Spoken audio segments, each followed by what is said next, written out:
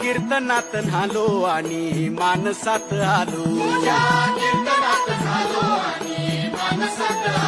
हरी नामाचा गजर केला मला मी गावलो.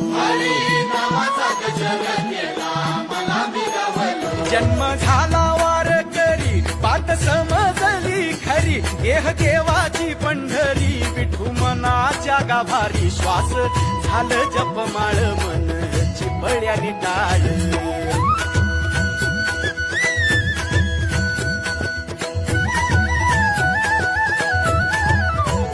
श्वास झालं जपमाळ मन चिपळ्यानी टाळ.